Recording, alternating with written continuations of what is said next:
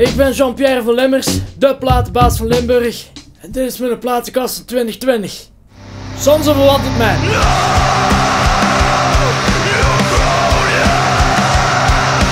Bloed, vernieling en lang zacht geshampooed haar.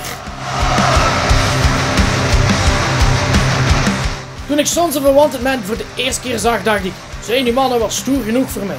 En toen kwam hij die repetitiekop binnen en hun vorige manager ging daar ondersteboven aan een vleeszak uit te bloeden.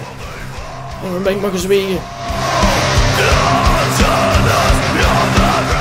Linda wordt er bloedgeil van, hè.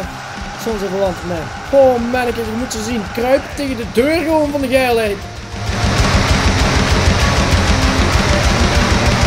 Oh, Quinoa, Sons of a Wanted Man. Luister ernaar, het is hartverscheurend, het is brutaal. En als je keelpastiers in huis hebt, kun je meezingen. Dat is van 82 geleden dat ik nog zo geschreeuwd heb. Toen zat mijn vinger tussen de deur.